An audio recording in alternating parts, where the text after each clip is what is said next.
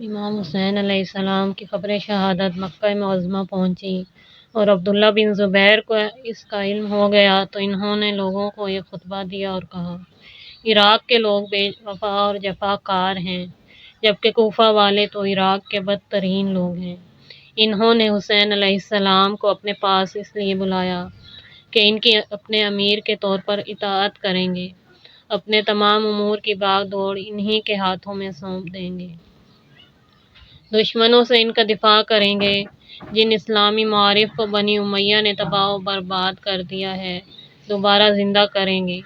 لیکن جب وہ ان کے پاس گئے تو ان پر حملہ آور ہو کر انہیں شہید کر دیا اور ان سے اس بات کا تقاضا کیا کہ ملعون نابکار ابن زیاد کی بیعت کریں۔ اگر حسین علیہ السلام نے عزت کی موت کو ذلت کی زندگی پر ترجیح دی، خدا حسین پر رحمت کرے اور ان کے قاتلوں کو ذلیل و رسوا کرے اور ان کے قتل کے حکم دینے والے پر لعنت کرے۔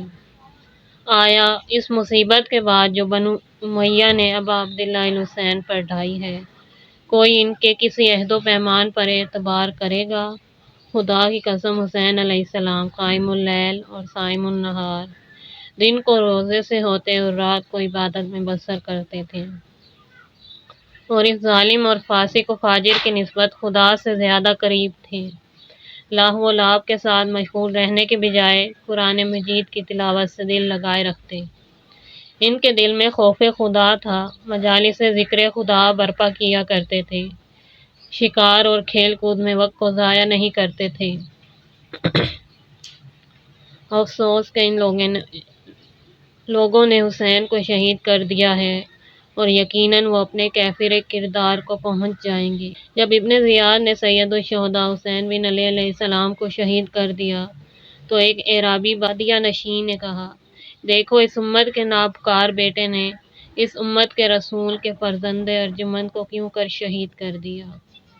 ابن خلقان نے عمر بن عبدالعزیز سے روایت کی ہے کہ انہوں نے کہا، اگر میں اس گروہ میں شامل ہوتا جس نے حسین علیہ السلام کو شہید کیا گیا ہے اور خداوند عالم میرا یہ گناہ معاف کر کے مجھے بہشت میں جانے کی اجازت بھی دے دیتا، پھر بھی میں رسول پاک صلی اللہ علیہ وآلہ وسلم کی ذات سے شرم کی وجہ سے ہرگز بہشت میں نہ جاتا۔ ربیع خثیم کا شمار زہاد ثمانیہ 8 زاہدوں میں ہوتا ہے اور حضرت امیر علیہ السلام کے اصحاب میں سے تھے، مگر جنگ صفین میں بعض وجوہات کی بنا پر شرکت نہ کر سکے اور حضرت امیر علیہ السلام سے اجازت لے لی تھی۔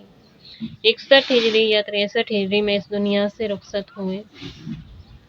مناقب ابن شہر آشوب میں ہے، جب حسین علیہ السلام کی خبر شہادت ان کو ملی تو رونے لگ گئے اور کہا، ایسے جوان مردوں کو ان لوگوں نے شہید کر دیا ہے جنہیں اگر رسول پاک صلی اللہ علیہ وآلہ وسلم دیکھ لیتے تو انہیں اپنے ہاتھوں سے کھانا کھلاتے اور اپنی آغوش میں بٹھاتے۔ رسول محموم میں ہے کہ ابن ابی الحدید کہتے ہیں، ربیع بن خثیم نے 20 سال کا عرصہ خاموشی سے گزار دیا اور کسی سے بات نہیں کی، لیکن جب انہیں امام حسین علیہ السلام کی شہادت کی خبر ملی تو کہا، آیا انہیں شہید کر دیا ہے۔ سورہ زمر کی آیت نمبر 46 کی تلاوت کی اور مرتے دم تک کسی سے بات نہیں کی۔ آیت کا ترجمہ ہے، اے اللہ، اے آسمانوں اور زمین کے پیدا کرنے والے، تو ہی نہاں و یہاں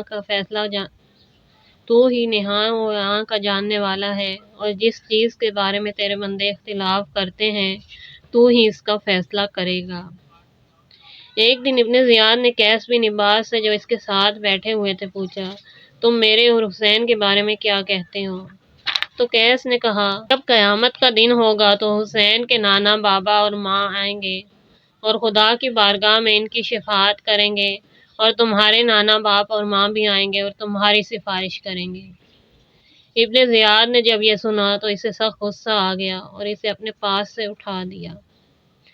جب حضرت امام حسین علیہ السلام کی شہادت کی خبر حسن بصری کو ملی، پہلے تو انہوں نے خوب گریہ کیا، پھر فرمایا، یہ امت خوار ترین امت ہے کہ جس کے نابکار بیٹے نے اپنے پیغمبر کے فرزند ارجمند کو قتل کر ڈالا ہے۔ اس کاروان حریت 12 محرم 61 ہجری کو کوفے میں پہنچا۔ 3 دن قید میں رکھنے کے بعد ابن زیاد نے 15 محرم کو زہر بن قیس کو بلا کر سید الشہداء ابا عبداللہ الحسین علیہ السلام کے مبارک سر کو دوسرے شہداء کے سروں کے ساتھ یزید بن معاویہ کی طرف شام روانہ کر دیا، اور اس کے ساتھ ابو بردہ بن عوف ازدی اور طارق بن ابی ذبیان ازدی کو بھی روانہ کر دیا۔ جبکہ سید بن طاؤس کہتے ہیں کہ ابن زیاد کا خط یزید کو ملا اور وہ خط کے مضمون سے مطلع ہوا، تو اس نے خط کے جواب میں ابن زیاد کو حکم دیا کہ امام حسین علیہ السلام اور ان کے یاروں انصار کے سروں کو قید عورتوں اور بچوں کے ساتھ شام روانہ کر دے۔ چنانچہ ابن زیاد نے مجفر بن سالبہ کو بلایا اور شہداء کے پاکیزہ سر اور مخدرات اہل بیت اور بچوں کو اس کے حوالے کیا، اور وہ انہیں غیر مسلم قیدیوں کی طرح قید کر کے مختلف شہروں اور قصبوں سے پھراتا ہوا شام لے گیا۔ ارشاد شیخ مفید میں ہے کہ جب ابن زیاد نے امام مظلوم کا مبارک سر یزید کے پاس شام بھیج دیا تو حکم دیا کہ اہل بیت کی عورتوں اور بچوں کو شام لے جایا جائے، اور ساتھ ہی یہ بھی حکم دیا کہ امام زین العابدین علیہ السلام کے گلے میں توق اور زنجیر ڈالے جائیں، اور ان کے پیچھے مجفر بن سالبہ اور شمر ذی الجوشن کو بھی روانہ کر دیا، اور وہ ان کے پیچھے پیچھے چل دیے اور اس گروہ سے جا ملے جو امام حسین علیہ السلام کے سر کو لے کر روانہ ہو چکا تھا، اور کوفہ سے لے کر شام تک امام زین العابدین بالکل خاموش رہے اور کسی سے بات نہیں کی۔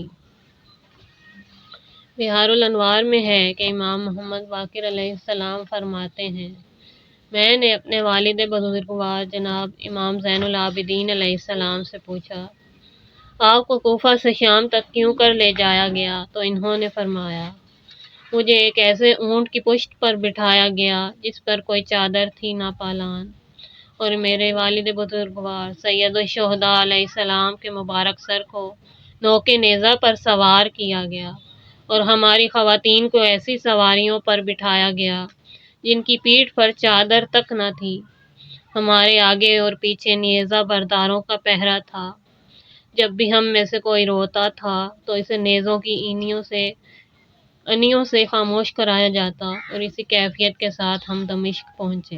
یہ بات بھی قابل ذکر ہے کہ بعض کتابوں میں کوفہ و دمشق تک 40 چھوٹی بڑی منزلوں کو نام دیا گیا، خواہ یہ کاروان یہاں اترا یا فقط یہاں سے اس کا گزر ہوا، بعض نے 12 بتائی اور بعض نے 20۔ پہلی منزل دیر عروہ تھی، یہاں پر عیسائیوں کا ایک عبادت خانہ ہے، کہتے ہیں کہ یہاں پر ابن زیاد کے فوجی امام حسین علیہ السلام کا سر مبارک اٹھائے ہوئے تھے، اپنی سواریوں سے اترے، قیام کیا، سر مبارک کو ایک دیوار کے ساتھ لگایا اور خود شراب کی محفل سجائی اور خوشیاں منانے لگے تھے کہ ناگہاں دیر کی دیوار سے ایک خاص ظاہر ہوا جس نے آہنی قلم سے خون کی روشنائی کے ساتھ یہ شعر لکھا، آیا جس امت نے حسین علیہ السلام کو شہید کیا ہے وہ روزے کا حساب اس کے نانا کی شفاعت کی امید بھی رکھتی ہے۔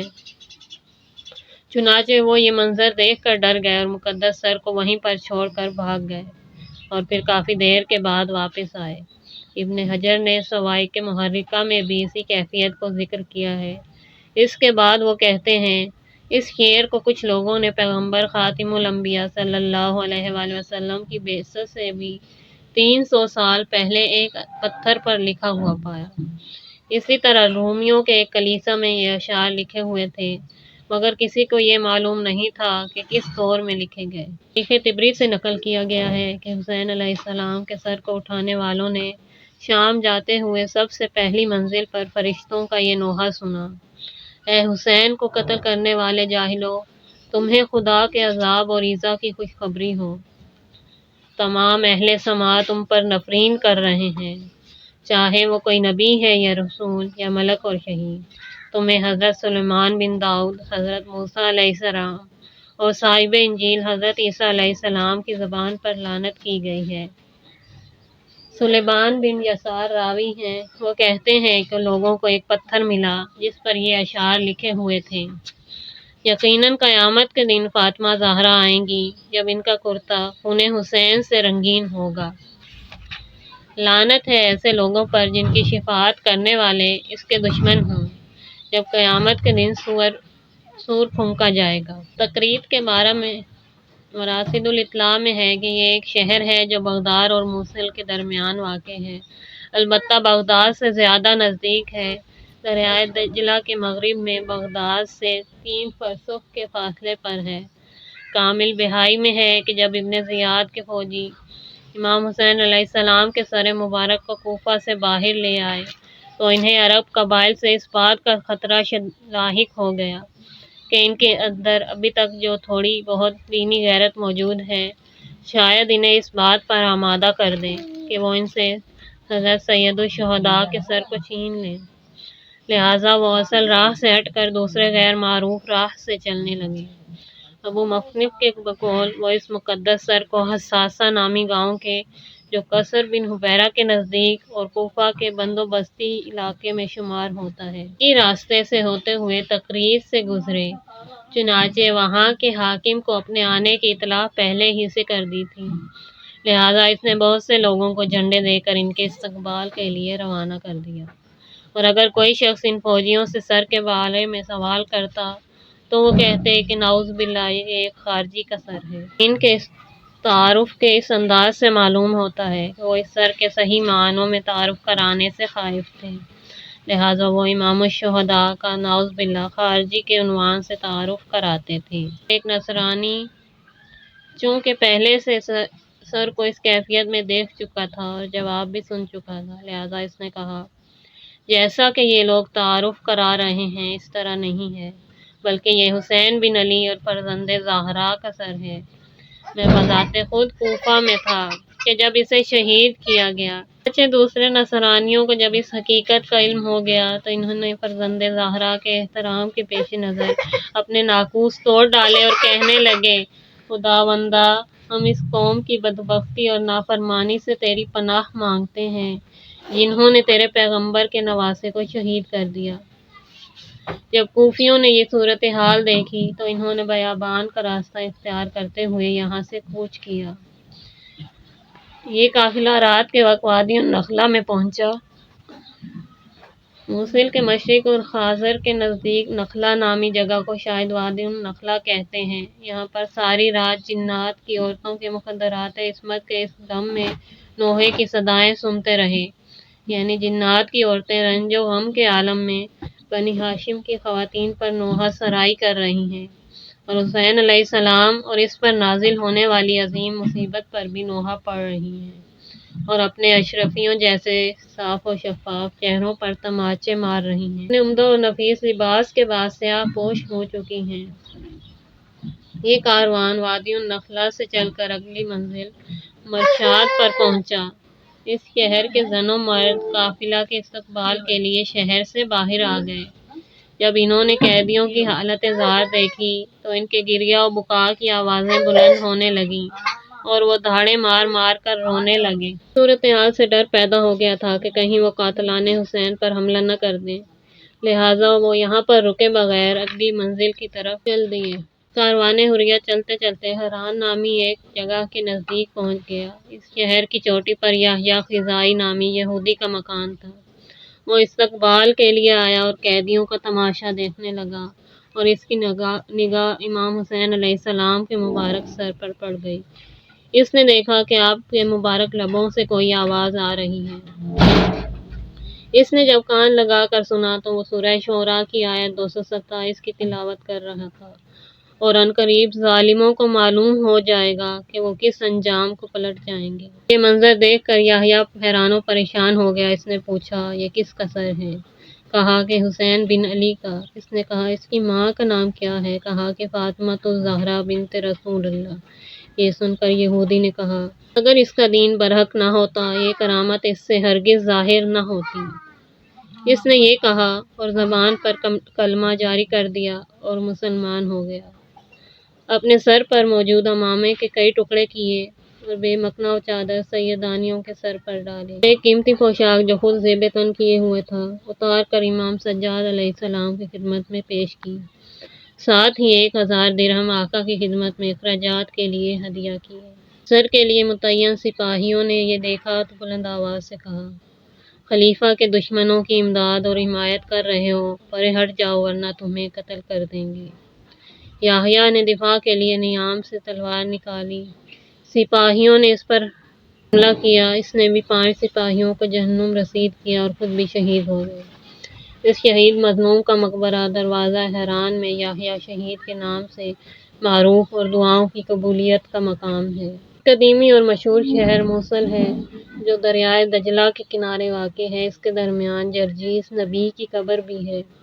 چنانچہ یہ کاروان صبح دم کحیل سے ہوتے ہوئے جہنیہ پہنچا۔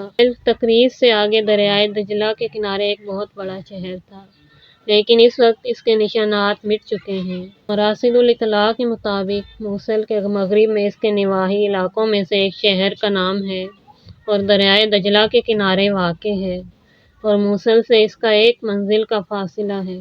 وہیں پہنچ کر انہوں نے موصل کے حاکم کو اپنے آنے کی اطلاع دی، جس کی وجہ سے اس نے حکم دیا کہ شہر کو سجایا جائے اور کچھ لوگ شہر سے باہر یزیدیوں کا استقبال کریں۔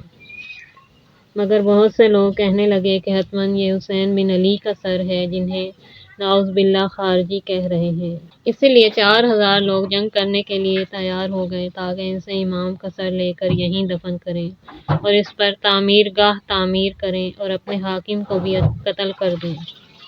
ایک روایت کے مطابق اس شہر کے سردار کا نام سلیمان بن یوسف تھا۔ اس کے 2 اور بھائی بھی تھے، جن میں سے ایک جنگ صفین میں مولا علی علیہ السلام کے ہاتھوں مارا گیا تھا اور دوسرا اس شہر کی حکومت میں اس کا شریک تھا۔ شہر کے 2 دروازے تھے، ایک پر سلیمان کا حکم چلتا تھا اور دوسرے پر اس کے بھائی کا۔ سلیمان چاہتا تھا کہ شہداء کے سروں کو اس سے متعلقہ دروازے سے لے جایا جائے، جبکہ اس کا دوسرا بھائی اپنے سے متعلقہ دروازے سے چاہتا تھا، جس کے نتیجے میں ان میں جنگ چھڑ گئی اور سلیمان مارا گیا اور ایک عجیب وحشت ناک سماں پیدا ہو گیا، جس سے ڈر کر شمر اور اس کے ہم رکاب سپاہی شہر کو ترک کرنے پر مجبور ہو گئے۔ جبکہ ایک اور روایت کے مطابق ان لوگوں نے کہا، ایسی قوم کے لیے ہلاکت ہے جو ایمان لانے کے بعد کافر ہو گئی۔ آیا ہدایت کے بعد گمراہی اور یقین کے بعد شک۔ کوفیوں نے جب یہ کیفیت دیکھی تو اپنے راستے کو تبدیل کر لیا اور تل عافر اور جبل سنجار سے ہوتے ہوئے نصیبین جا پہنچے۔ یاد رہے کہ مراصد الاطلاع کے مطابق تل عافر کو تل یعفر بھی کہتے ہیں اور وہ ایک قلعہ ہے جو سنجار اور موصل کے درمیان واقع ہے اور اس سے ایک دریا بھی گزرتا ہے، جبکہ سنجار جزیرہ کے نواح میں ایک مشہور شہر کا نام ہے جو پہاڑ کے دامن میں واقع ہے۔ یہاں سے موصل اور نصیبین کا 3 روز کی راہ کا فاصلہ ہے۔